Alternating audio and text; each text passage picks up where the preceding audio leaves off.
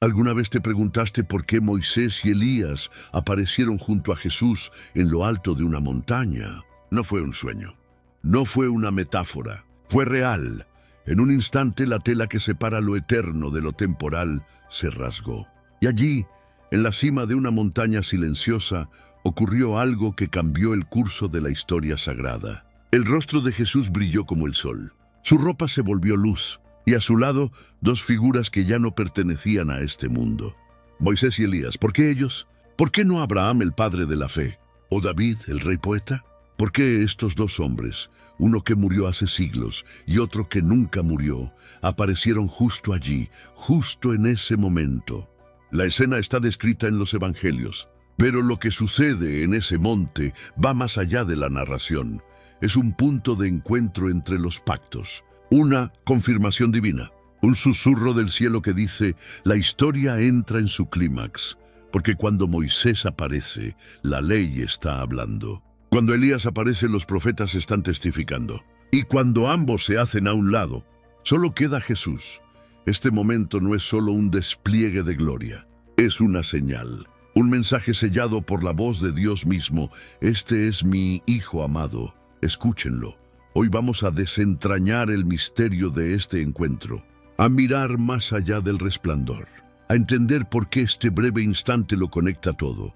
El éxodo, la cruz, el reino por venir. Prepárate, porque lo que ocurrió en aquella montaña aún nos está hablando.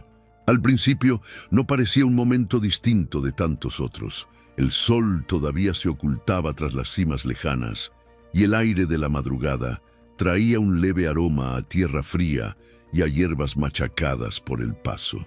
A lo lejos, las últimas luces de las aldeas comenzaban a apagarse, como si también ellas comprendieran que el mundo estaba a punto de entrar en una pausa sagrada. Y entonces, sin explicación, Jesús se puso de pie y caminó hacia el monte. Pedro, Juan y Jacobo lo siguieron sin preguntar. No sabían a dónde iban ni por qué, pero en la manera en que Jesús respiraba y miraba hacia lo alto, había algo distinto. No urgencia, pero sí destino, como si aquello no fuera una elección, sino el cumplimiento de una cita antigua, escrita en algún lugar antes de que existiera el tiempo. La pendiente era empinada, las piedras sueltas dificultaban el paso, y el viento golpeaba con insistencia. Pero ninguno se quejaba. El silencio se hacía más denso a medida que ascendían. No porque no hubiera palabras, sino porque hablar parecía profanar el momento. El maestro caminaba en silencio y ellos lo imitaban. A cada paso algo invisible cambiaba, como si la montaña no solo se elevara sobre el suelo, sino que se apartara del mundo mismo. El sonido de los pájaros fue desapareciendo. Luego, los ecos lejanos de animales y voces. Finalmente nada, solo el crujir de las sandalias sobre la roca y el sonido sutil de la respiración entrecortada. Pedro pensó en decir algo, pero su voz se detuvo en la garganta.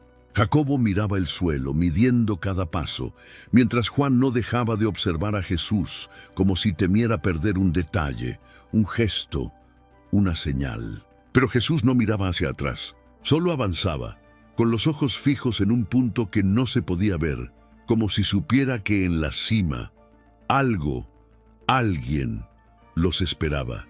Y entonces, sin palabras, lo entendieron. No estaban subiendo solo una montaña, estaban cruzando un umbral. Desde hacía tiempo, Jesús los había llamado a caminar con él, pero no todos veían lo mismo, no todos oían lo mismo. Y aunque los 12 compartían el pan, el polvo y la promesa, solo 3 fueron elegidos para este ascenso silencioso. Pedro, Jacobo y Juan. No era favoritismo, era preparación.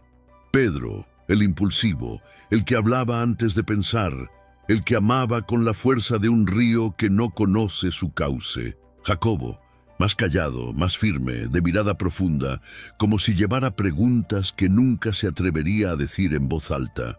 Y Juan, el más joven, con esa extraña combinación de ternura y fuego, como si siempre viviera a medio camino entre la contemplación y la urgencia. Los tres caminaban tras el Maestro, sin saber que sus pasos los estaban llevando hacia una revelación que no podrían compartir de inmediato, hacia un momento que no podrían explicar ni aunque tuvieran las palabras exactas, porque lo que iban a ver no era para ser contado, al menos no aún. Jesús los conocía. Conocía sus dudas, sus límites, sus heridas. Sabía que uno de ellos lo negaría, que otro moriría a la espada, que el tercero lo vería todo desde la cruz y aún así no dejaría de amar. Y sin embargo los llevó consigo, no por lo que eran, sino por lo que serían después de ese día. Mientras subían, ninguno comprendía la magnitud de lo que estaba por suceder. Tal vez pensaban que iban a orar, tal vez imaginaban una enseñanza privada, una parábola más entre tantas. Pero había algo distinto en la atmósfera, algo que el cuerpo sentía antes que la mente pudiera nombrarlo, como una presión en el pecho, como un susurro que no venía de fuera. El monte se volvía más estrecho, el aire más frío, y el cielo comenzaba a teñirse con un tono que no era del amanecer. Aún no lo sabían, pero estaban a un paso de ver la gloria. Fue Juan quien lo sintió primero. Una quietud diferente, no del entorno, sino del tiempo. Como si los minutos dejaran de pasar y algo o alguien estuviera conteniendo el aliento del universo. El aire en la cima era más delgado, pero no por la altitud. Era como si la montaña no estuviera hecha solo de roca, sino de presencia. La tierra parecía haber sido tocada muchas veces por algo que no se ve. Pedro levantó la vista y notó que la luz no venía del sol, que aún no se mostraba del todo. Había un resplandor distinto, leve pero persistente, que parecía emanar del mismo suelo. Jesús se detuvo. Durante un instante, que pareció eterno, no dijo nada. Solo respiró profundamente, como quien se prepara para entrar en un lugar que ya conoce, pero que no pisa desde hace mucho tiempo. Sus manos colgaban a los lados relajadas, sus ojos cerrados, su rostro sereno. Los tres discípulos lo observaban. No sabían si arrodillarse, hablar o callar, pero no pudieron hacer nada, porque de repente lo familiar dejó de serlo. Un cambio sutil comenzó a recorrer el cuerpo de Jesús. Primero su postura, que se volvió más erguida, más liviana, como si algo invisible lo levantara desde dentro.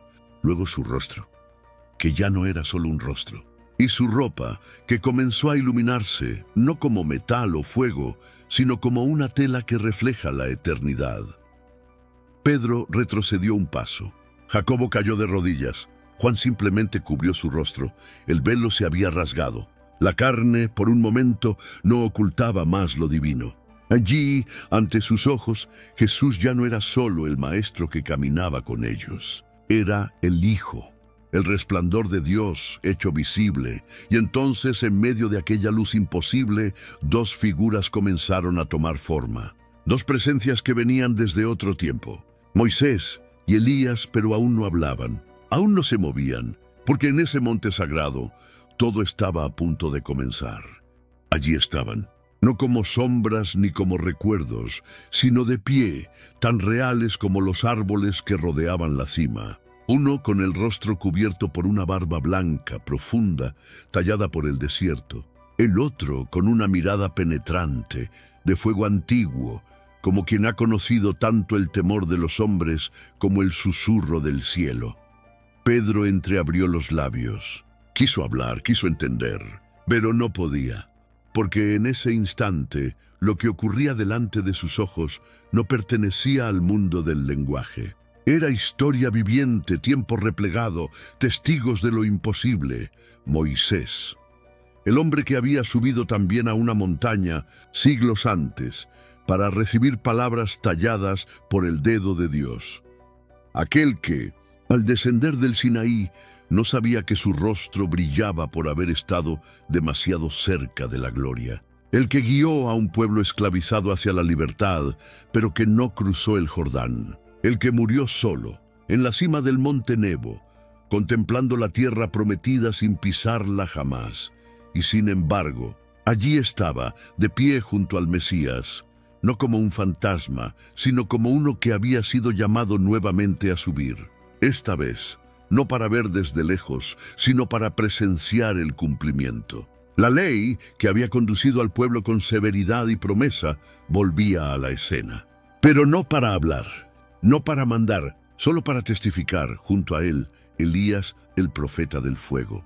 Aquel que desafió reyes y falsos dioses, que se ocultó en cuevas, que escuchó la voz de Dios no en el trueno ni en el terremoto, sino en el susurro. El hombre que no conoció la muerte, sino que fue arrebatado en un torbellino entre caballos de fuego y viento indomable. El heraldo de la restauración, cuya venida había sido anunciada como el preludio del día del Señor. Y ahora regresaba, no como mensajero, sino como testigo. Allí, en la cima del monte, la ley y los profetas estaban reunidos. Pero no eran el centro. Habían venido por otra razón. El aire en la cima se había detenido. No había viento. No había pájaros. Solo una luz suspendida, como si el cielo mismo hubiera inclinado su rostro para mirar. Y en medio de esa atmósfera sagrada, Jesús no hablaba, pero tampoco estaba solo. Moisés y Elías no estaban allí por nostalgia ni por homenaje. No eran símbolos vacíos, ni figuras puestas para impresionar a los discípulos. Estaban allí porque su historia misma encontraba sentido solo en este momento. La ley había sido entregada para preparar un camino, para marcar límites, señalar el pecado y mantener viva la esperanza de algo más grande. Moisés lo supo. Aunque no lo vio en plenitud, lo presintió cada vez que el pueblo se rebelaba, cada vez que sus brazos se cansaban, cada vez que descendía del monte y encontraba corazones endurecidos. En Deuteronomio, antes de morir, lo había dicho con voz grave: «El Señor tu Dios levantará un profeta como yo de en medio de tus hermanos. A él oiréis». Había hablado del Mesías, de uno que no vendría a destruir lo que él inició, sino a llevarlo hasta su verdadero cumplimiento. Y ahora, siglos después, ese profeta estaba allí, frente a él, no como una promesa, sino como una realidad encarnada. Elías también lo comprendía. Él había sido el fuego, la espada, el clamor en el desierto. Había conocido el poder de Dios en el monte Carmelo, pero también su ternura en la cueva del Horeb. Su voz había denunciado reyes y despertado pueblos, y su nombre estaba ligado a la esperanza escatológica. He aquí, yo os envío al profeta Elías antes que venga el día grande y terrible del Señor. Pero ese día no sería terrible para todos. Para los que pudieran ver, sería glorioso. Por eso estaban allí. No como iguales de Jesús, sino como servidores que, habiendo cumplido su parte, venían a entregar el testigo. Como piezas antiguas que encajan en un diseño mayor, cuyo centro no era la ley ni la profecía, sino el Hijo. Pedro apenas podía sostener la mirada, no por la luz, sino por el peso del momento. Algo dentro de él quería hablar, hacer algo, capturar la escena antes de que se desvaneciera. No entendía del todo lo que veía, pero intuía, en lo más profundo, que aquella visión no era para ser tocada, sino contemplada con reverencia. Y sin embargo, habló: «Señor, es bueno que estemos aquí. Si quieres, haré 3 enramadas, una para ti, otra para Moisés y otra para Elías». Palabras temblorosas, humanas, lanzadas al viento como un niño que intenta retener con las manos el agua de una fuente. Pedro quería honrarlos, ponerlos en el mismo plano. Quería perpetuar la visión, darles un lugar fijo en la tierra, pero no lo entendía aún.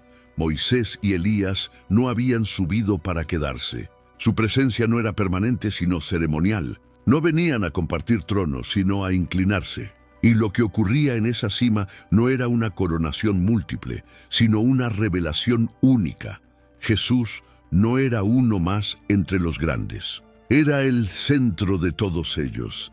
Y entonces, justo cuando Pedro aún hablaba, una nube descendió. No una nube como las que cruzan el cielo, sino una que envolvía, que respiraba, que traía consigo una densidad distinta, cargada de gloria. Y desde dentro de esa nube, una voz que no temblaba, que no gritaba, pero que tampoco podía ser ignorada. La voz del Padre: «Este es mi Hijo amado, en quien me complazco. Escúchenlo». No a Moisés, no a Elías. A él. Y al desvanecerse la nube, Moisés y Elías ya no estaban. Se habían ido sin despedida, sin palabras, porque su tarea había sido cumplida. La ley había hablado. Los profetas habían testificado. Y ahora, el Hijo quedaba solo, pero no estaba solo, porque desde ese momento todo el cielo lo señalaba.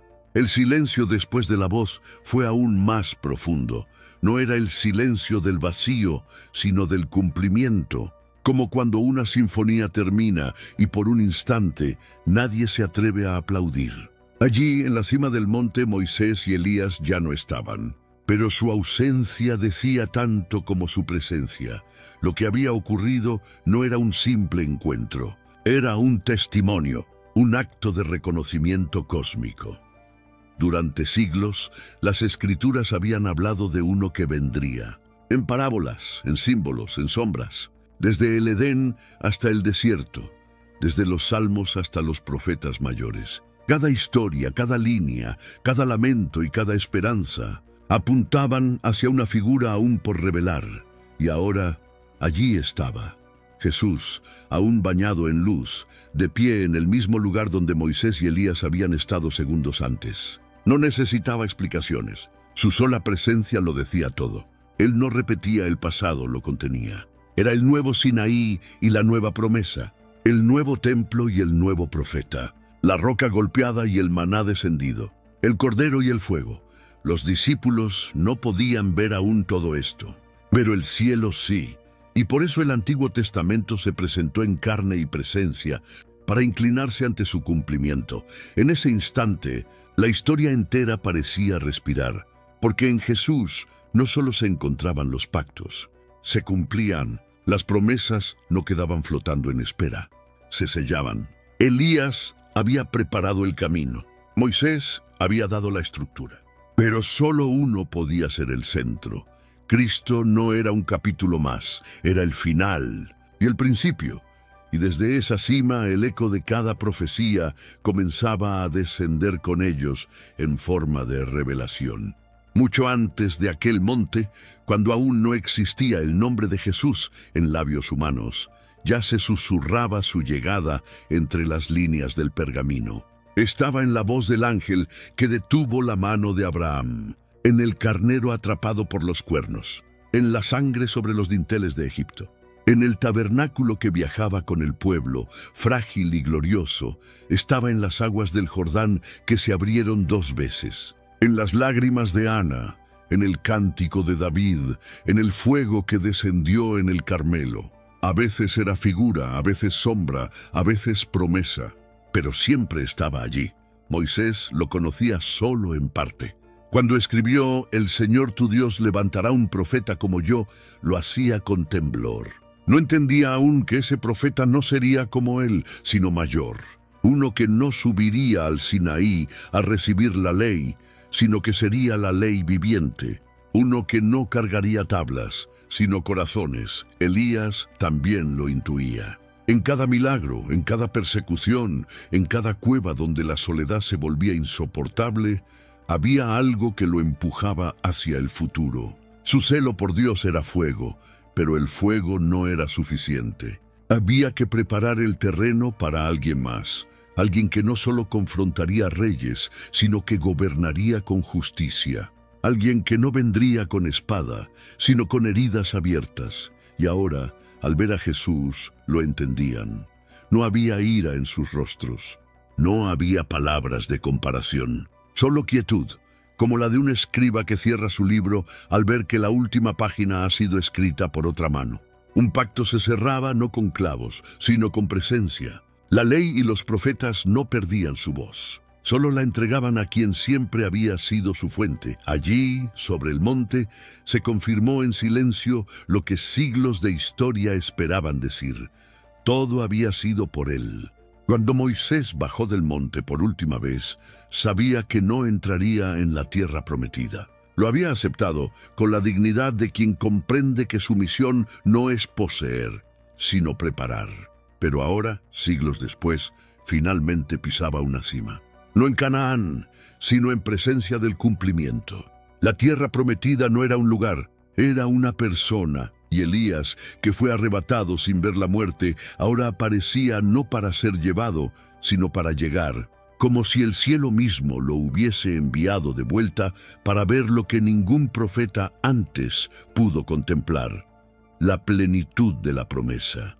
No una visión, no una palabra, sino el Verbo encarnado. Jesús no hablaba, no era necesario, su rostro aún brillaba, no como un reflejo, sino como una fuente, como si la eternidad se filtrara por los poros de su humanidad. Pedro, Juan y Jacobo estaban allí, temblando no solo por lo que veían, sino porque algo dentro de ellos se estaba rompiendo. La forma en que entendían la Escritura, la historia, la fe, ya no volvería a ser la misma. En un momento fugaz, todo lo que sabían se reordenó. El éxodo no era solo la salida de Egipto, sino una sombra de la cruz. La columna de fuego, una prefiguración del Hijo que guía. El maná, una promesa del pan de vida.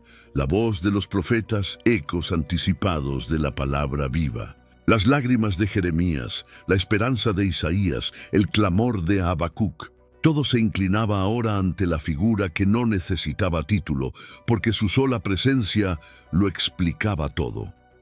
En la cima del monte, el Antiguo Testamento no fue borrado. Fue traducido, no fue desechado. Fue cumplido. Jesús no lo reemplazaba, lo revelaba, y mientras los discípulos aún intentaban asimilarlo, el cielo ya había hablado. Escúchenlo, porque a partir de ese momento, todas las interpretaciones, todas las esperas, todas las señales, debían mirar al rostro de Cristo. Pedro aún tenía los labios entreabiertos. Su propuesta, hacer 3 enramadas para conservar el momento, flotaba en el aire como un intento de capturar lo incontenible. Quería honrar, quería quedarse, quería congelar lo que ya se desvanecía, como arena entre los dedos. Pero el cielo no se deja encerrar. Mientras hablaba, sin previo aviso, una nube descendió sobre ellos. No era una neblina cualquiera ni un velo pasajero de humedad. Era una nube espesa, vibrante, que parecía respirar con voluntad propia. No cubría solamente el monte, lo envolvía, los tocaba, entraba en los poros y en los pensamientos. Una presencia, y dentro de esa nube no hubo rayo ni trueno. No tembló la tierra ni se quebraron las rocas. Lo que sucedió fue más profundo, más íntimo, más ineludible. Una voz, pero no cualquier voz, no la de un ángel ni la de un profeta. Era una voz antigua y eterna, que no necesitaba presentarse porque su autoridad era absoluta. Una voz que no se escuchaba con los oídos, sino con el alma, que atravesaba la médula de los huesos y se depositaba en el centro del pecho. Este es mi Hijo amado, en quien tengo complacencia. Escúchenlo. No era una sugerencia, era un decreto. No se daba una opción, se revelaba una verdad. Todo lo que había venido antes, la ley, los profetas, las visiones, los pactos, convergía ahora en una única persona. No había más voces que seguir, no había más palabras que buscar. Pedro cayó al suelo. Juan apretó los ojos.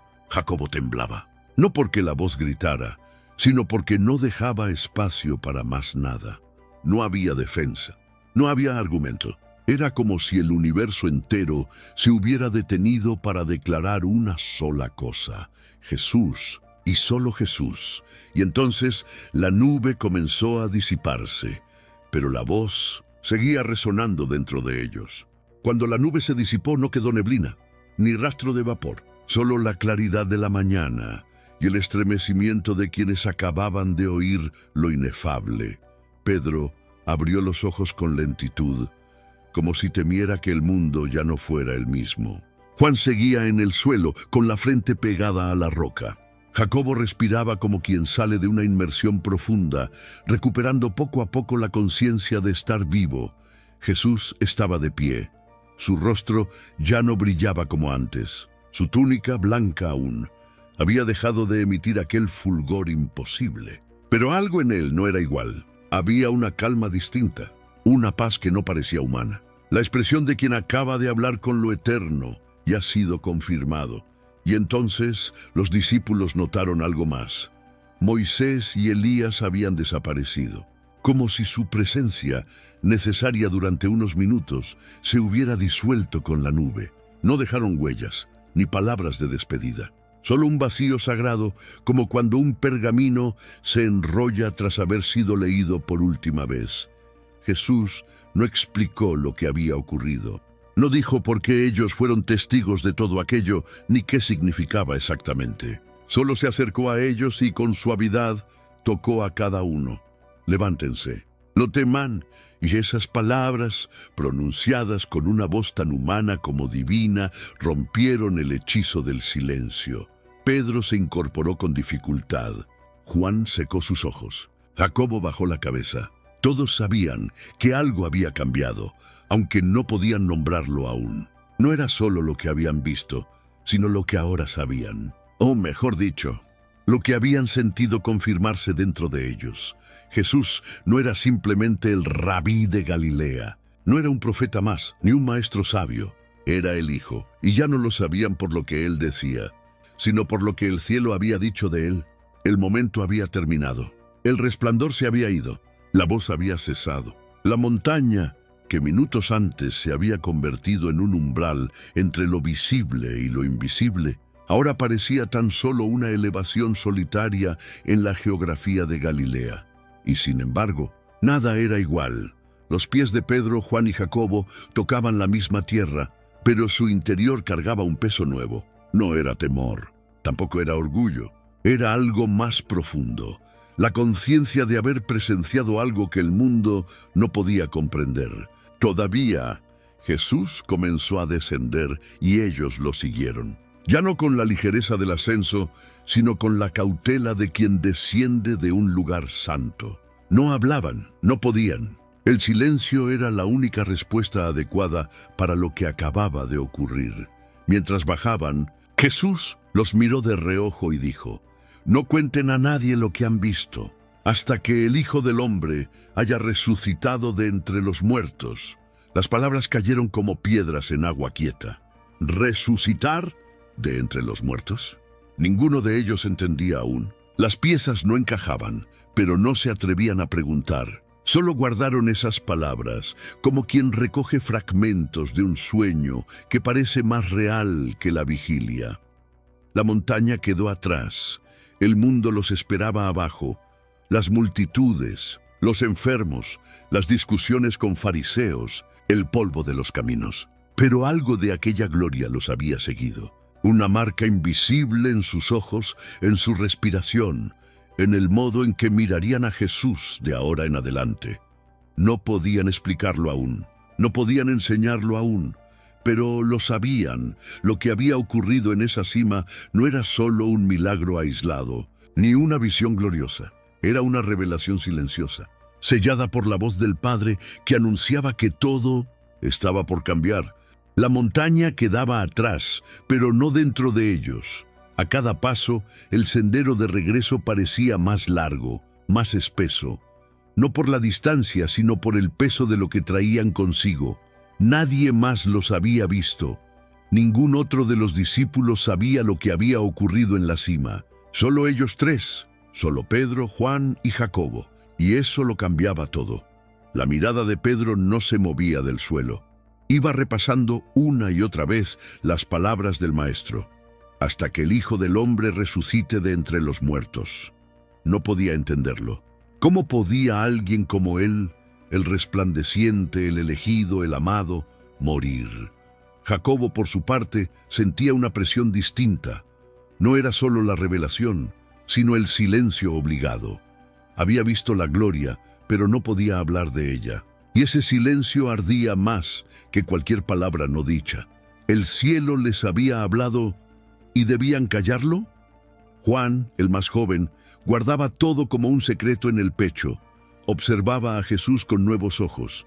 Ya no veía solo al Maestro que sanaba y enseñaba. Había visto, por un instante, algo que estaba más allá del tiempo, y eso lo perseguiría el resto de su vida.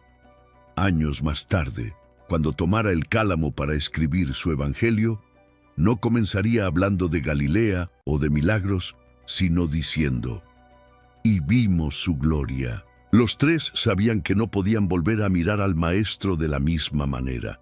Habían tocado el borde de lo eterno, y aunque el mundo seguía girando, ellos ya caminaban con los pies en dos realidades.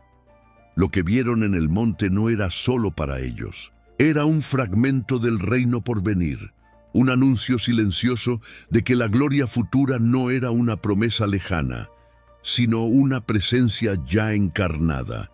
En medida que descendían, los ruidos del valle comenzaban a alcanzar sus oídos: voces, pasos, animales, el bullicio de la vida común. Y en contraste con ese murmullo cotidiano, el recuerdo de la nube, de la voz, de la luz, parecía aún más sagrado, más lejano. Pero Jesús no parecía alterado. Caminaba con la misma calma de siempre, como si nada extraordinario hubiera ocurrido, como si el velo entre lo eterno y lo humano no hubiera sido rasgado minutos atrás. Y esa paradoja lo decía todo. El reino que anunciaba no vendría con trompetas ni ejércitos. No vendría desde el poder, sino desde la entrega. No impondría su presencia. La revelaría en el silencio, en lo cotidiano, en gestos que solo pueden entender los que han visto el resplandor. Pedro lo comprendía a medias. Siempre impulsivo, quería actuar, construir, proclamar. Pero la voz del Padre aún resonaba en su pecho. Escúchenlo. No hagan, lo planeen, no expliquen. Escuchen, porque en ese escuchar silencioso, en esa obediencia quieta, el reino se hacía presente. Jacobo se sentía más pesado, no por el cansancio, sino por la conciencia de estar frente a algo demasiado grande. ¿Cómo continuar caminando como si nada hubiera pasado? ¿Cómo mirar a los otros discípulos a los ojos, sabiendo que ellos no habían visto lo que él vio? Y Juan sentía que el mundo acababa de abrir una grieta secreta, que todo lo que vendría, la cruz, la sangre, la pérdida, debía ser leído a través de aquella luz. Porque si el rostro de Jesús había brillado como el sol, entonces incluso la muerte no tendría la última palabra. En ese monte el reino había hablado sin palabras, y los que lo vieron jamás volverían a ver igual. La caminata llegó a su fin. El monte quedaba ahora a sus espaldas, como un sueño que se desvanece al contacto con el día. Pero en el corazón de los tres testigos, una llama ardía de forma distinta. No visible, no consumidora, pero persistente. Jesús no volvió a mencionar lo sucedido. No explicó nada. No aclaró símbolos, no desarrolló parábolas, solo caminaba entre ellos con la misma humanidad que siempre lo había caracterizado. Como si el momento de gloria no lo hubiera cambiado en absoluto, pero sí lo había hecho, no a él. A ellos, Pedro, Jacobo y Juan habían visto la verdad detrás del velo. Y aunque las preguntas seguían allí, ¿por qué Moisés? ¿Por qué Elías? ¿Por qué guardar silencio? Había una certeza que ya no podía ser arrancada. El reino no era una promesa lejana, era una realidad viva que caminaba con ellos. La transfiguración no fue una excepción, fue una revelación, no un truco divino, sino un anticipo, un vislumbre del Hijo tal como es, tal como sería cuando regresara en gloria. Un recordatorio silencioso de que el sufrimiento que vendría, el arresto, el juicio, la cruz, no sería el final, sino el umbral hacia una gloria mayor. Y cuando todo eso ocurriera, ellos recordarían esa cima, esa luz, esa voz. Recordarían que antes del quebranto hubo majestad, que antes del silencio de la tumba hubo una voz desde la nube, que antes de la oscuridad del Gólgota el rostro del Maestro había brillado como el sol. Y entonces entenderían que la gloria no se había ido, solo se había retirado. Por un tiempo, mucho tiempo después, cuando la cruz ya había sido alzada y la tumba estaba vacía, Pedro recordaría. En una de sus cartas, escribiría con la sencillez de quien habla desde lo vivido: Fuimos testigos oculares de su majestad. No hablaba por fe ciega, hablaba por haber visto, por haber oído, por haber estado allí, en el monte donde el cielo descendió. La transfiguración no fue solo un milagro del pasado, es una ventana abierta en la historia, un momento donde Dios mostró lo que siempre estuvo allí, pero que nuestros ojos aún no están preparados para ver completamente. Moisés y Elías testificaron, la ley y los profetas se inclinaron, y el Padre habló. Jesús quedó en el centro, y nosotros, desde este lado del tiempo, seguimos escuchando ese eco. Este es mi Hijo amado, escúchenlo. Hoy todavía esa voz sigue resonando, y tal vez no estemos en una montaña, tal vez no veamos la nube ni el resplandor, pero si escuchamos en silencio, si detenemos por un momento el ruido, aún podemos oírla. Gracias por acompañarme en este viaje. Si esta historia tocó algo en tu interior, te invito a seguir explorando conmigo los misterios que aún viven entre las páginas de la Escritura. Suscríbete, comparte este video con alguien que también necesita ver más allá del velo y sobre todo, sigue escuchando, porque el reino ya está entre nosotros y su gloria no ha terminado de hablar.